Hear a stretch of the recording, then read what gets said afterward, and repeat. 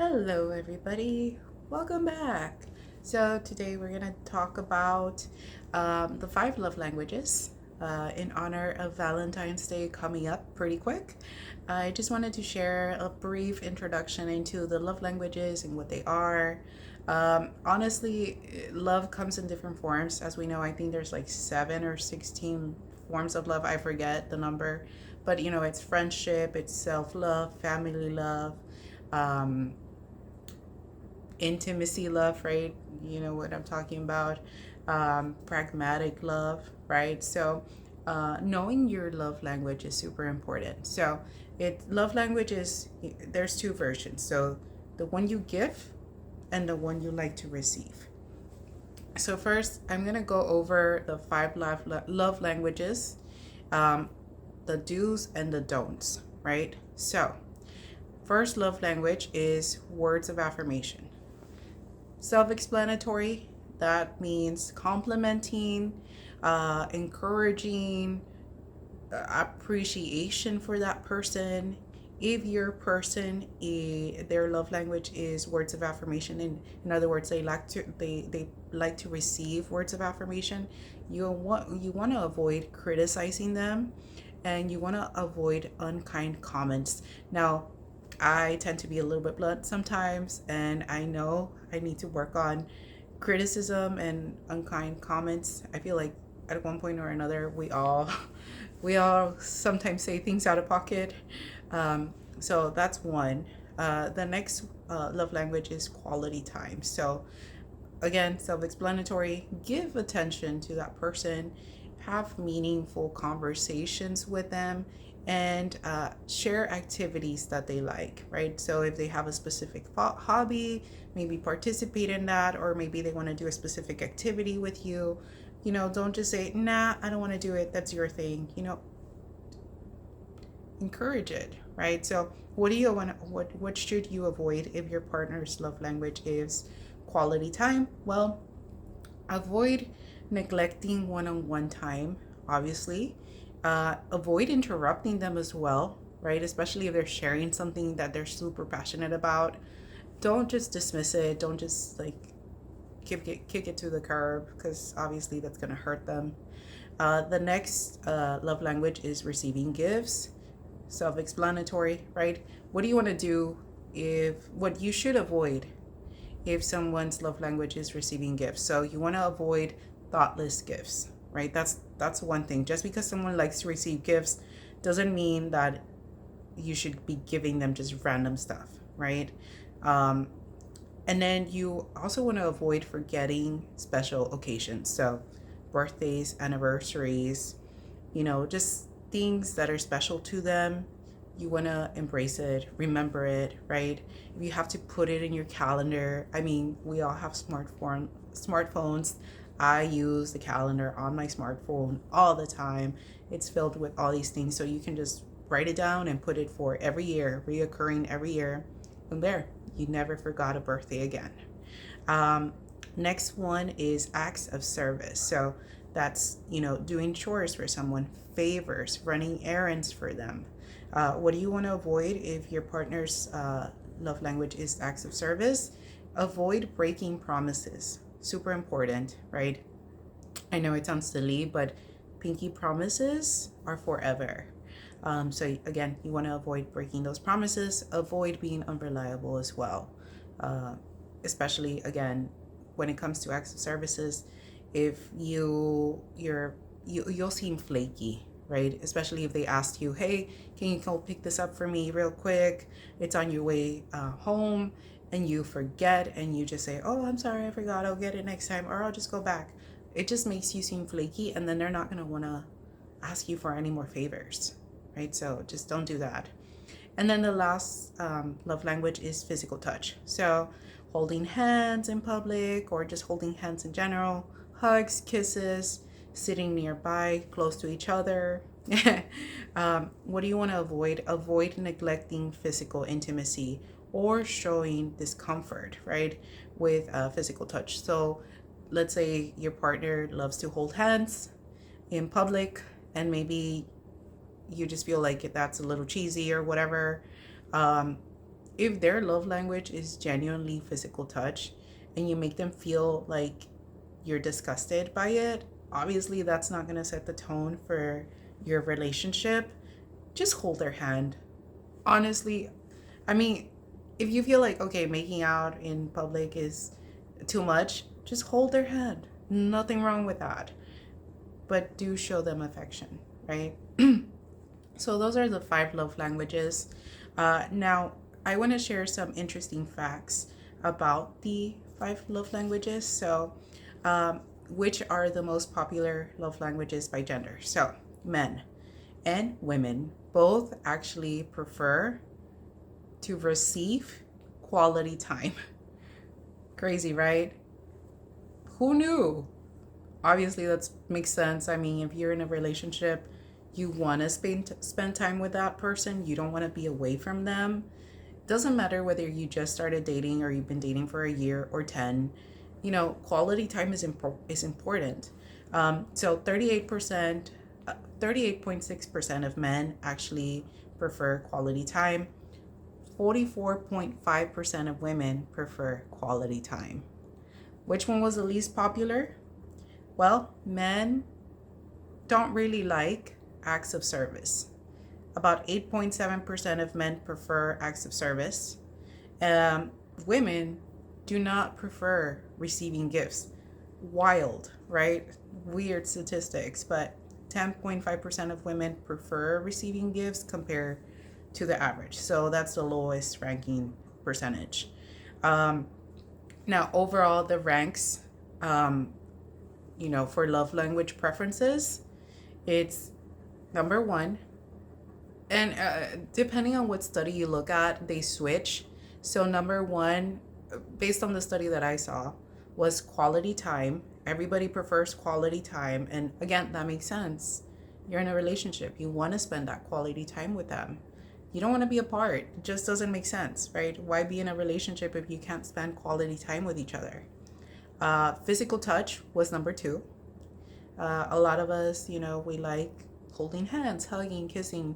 That actually, when you like have that connection with someone, if you tend to be someone with a very high nervous system, embracing someone actually calms their nervous system. So science, science for the win.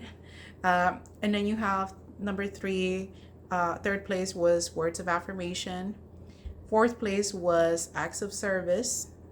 And fifth place, gifts, right? So I guess most people are not really materialistic. They prefer everything else. Interesting fact, apparently, if you like to receive gifts, it's like trauma response. I don't know. I didn't really look too deep into it, but it was an interesting fact. You're more than welcome to look into it. But honestly, if you like to receive gifts, that's fine.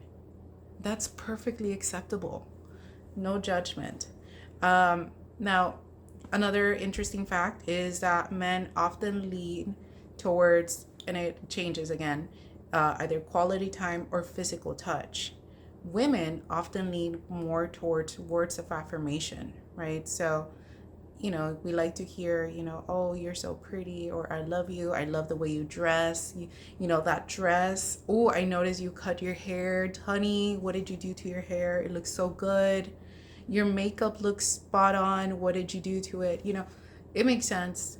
Women like to know that they are, still beautiful. Even if you, hit 40, 50, 60, they like to hear those things. They like to hear that you, as a woman, you still make your husband feel or your guy feel a specific way. So that makes sense as to why most women prefer words of affirmation as the love language that they receive, right? And of course, receiving gifts ranked at the bottom. So please don't say that women and men are materialistic. According to these studies, the love languages state otherwise. Receiving gifts was pretty low ranking amongst the 5 love languages. And of course, again, all that makes sense if you really think about it. Now, another interesting fact is that men often show love through physical touch. Who knew, right? And women often show love through acts of services. So that means, cooking, cleaning, doing chores around the house, doing stuff for the people that they love. And of course, that's, the maternal instinct. I think it just makes sense as to, if you really think about it, it makes sense that women prefer to show love through acts of services, because when you have little siblings, or even your parents, or you're, as a woman, you grow up doing things for others, right? Maybe cooking for your younger siblings, or um, you know doing stuff for your parents or your mom. And then that grows into, when you do get a partner, you know doing things for them as well. And again, all that makes perfect sense. Right now, for me, um what is my love language? So again, there's two types. There's the one you like to give, and the one you like to receive. And honestly, knowing your love language, both, is going to help you tremendously in your relationships. So I'm the type of person, my preferred love language to give or show is actually gift giving. I thought about it, and um, I gift gifts. I often take breakfast to my sister, and I guess that could kind of land under acts of service, right? I think my love language is acts of service, gift giving. So I'll give stuff to, people that I like, or people in my life, out of the blue, right? It's just something that I've always done. Maybe it has something to do with the fact that I'm the eldest child. But that's the love language that I like to show. Now, the love language that I like to receive is quality time and words of affirmation. So no one ever just has one specific love language. That I think you should just get it out of the door, that, oh, I can only pick one, and mine is this one, and this is the only one I can give. No, there's levels to love languages. Again, my love language that I like to receive is, of course, quality time and words of affirmation. I tend to be a person that growing up, I didn't have very good self-esteem. So I would like to hear that from my partner, that they appreciate me, right? I'm not saying that they need to say things that are like a little raunchy, but I'm just saying that I want to be appreciated. I want them to notice that I put effort, right, in what I'm wearing, or how I dress, or, any changes. Because at the end of the day, again, who doesn't want to feel beautiful inside and out? Or, it doesn't even have to be anything outside. It could just be, hey, honey, I love that you remembered this. You're so good with this. Things like that. So that's my love language. I think it gives a lot of insight into you as a person, but also when you are in a relationship with someone, learning their love language, what they like to give and receive, is going to help you avoid a lot of miscommunication. So let me give you an example. And I'm sorry, I'm looking at my hair. So let me give you an example. If you don't know your significant other's love language, it could cause problems, because maybe their love language is physical touch, right? They love to receive physical touch. But let's say you're not the physical touch type of person. They're going to feel like you're just avoiding them. Maybe the love language that you like to give is words of affirmation, or, gift giving, right? And there's this physical touch. There's a disconnect, right? You don't know each other's love languages. There's going to be a disconnect, and there's going to be arguments. Well, why don't you hug me anymore? Why didn't you just hold my hands in public? Are you ashamed of me? What's going on? The reality is that you never knew that that was your preferred love language. So I think it's important that as a couple, you should kind of try to identify what your love language is. Again, it doesn't have to be one love language, it could be two. Again, there's tiers to it, right? You can categorize it first, second, third, fourth, and fifth. But which one's your preferred love language? Which one do you like to show, and which one do you like to give? That way, let's say my partner's love language is, you know, acts of service, right? Well, I know that if he goes and, fills the tank for me, that's him showing love. If he goes and washes my car because I haven't done it in months, again, that's his way of showing love. So it's super important that, again, that in honor of Valentine's Day, we kind of take a inside look and see what's our love language and how can we communicate that to our partners, right? I hope everybody has a great day. I hope you learned a little bit or a lot. If you hadn't heard about love languages, well, you're welcome. So have a great day. Thank you for sticking by. Bye.